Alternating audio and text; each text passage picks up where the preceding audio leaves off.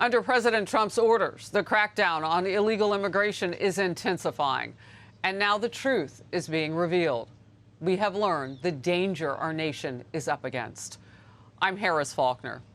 The president is highlighting his work on border security, and he did so at a speech most recently at the conservative gathering of CPAC. Watch. We're liberating communities like Aurora, Colorado, and Springfield, Ohio, that have been occupied by illegal alien criminals from all over the world. We're rescuing the Americans whose jobs have been stolen, whose wages have been robbed, and whose way of life has been absolutely destroyed. And under the Trump administration, our country will not be turned into a dumping ground. Well, here is more disturbing information. The pure danger we face. Drug cartels are infiltrating cities across America now. The Centers for Disease Control and Prevention, the CDC, estimates there are more than 70,000 deaths each year. And they look specifically at 2021, 2022, and 2023 under the Biden administration, directly related to the fentanyl epidemic that's been driven by the vicious cartel drug rings. And if you want to get even a deeper sense of just how far and deadly the reach of the cartels is, look at the community of Carrollton in North Texas. The Dallas division of the Drug Enforcement Administration discovered the Sinaloa cartel was responsible for multiple teenage fentanyl deaths. And DEA seized 1.2 million deadly pills in 2023. Brooke Taylor interviewed the head of DEA in Dallas. She's in Texas now, Brooke. Hi, Harris. Once these pills get across the border, they just get trafficked further into the U.S., impacting communities like here in Dallas. We sat down with the head of the DEA in the Dallas division. He says that fentanyl just continues to poison our communities.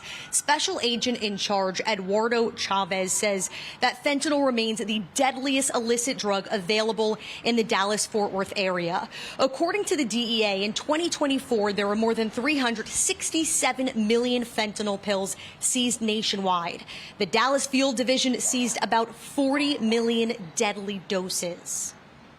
For parents, you know, those who are in their 30s and 40s and 50s and raising children, this is not the same drugs that we remember growing up when we heard all of the campaigns about it. The game has changed and has become ever more deadly. And one of his most high-profile cases involved a series of deadly fentanyl deaths and overdoses among teenagers in the Carrollton Farmers Branch School District in 2022 and 2023. Harris, these victims we're talking about between 14 years old and 17 years old. For nearly 2 years, authorities tracked social media and text messages, and eventually they were able to link these deadly pills to a lab in Sonora, Mexico. Drug cartels operate much like any multinational business with an illicit product. They have distribution cells.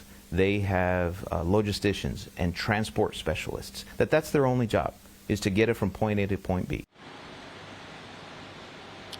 And in that specific case, authorities say they seized 1.2 million fentanyl pills. You hear that number and you just think about how many lives were possibly saved just in this one single investigation, Harris.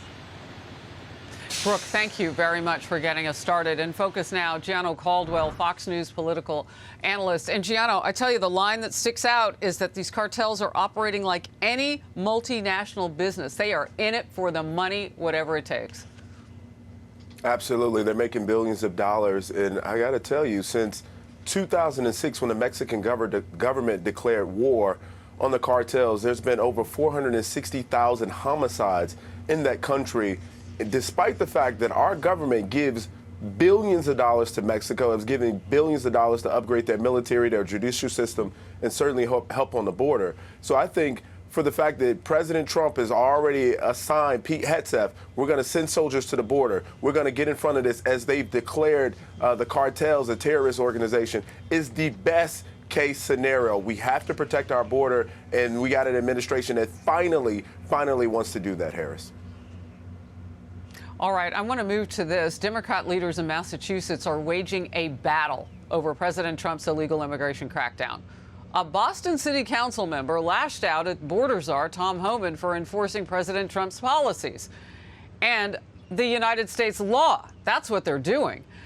Well, it's getting really heated now because Boston's police commissioner has doubled down on the resistance to Immigration and Customs Enforcement, saying we don't enforce detainers filed by ICE. Here's Tom Homan. The police commissioner of Boston, you said you doubled down on not helping the law enforcement officers of ICE. I'm coming to Boston. I'm bringing hell with me.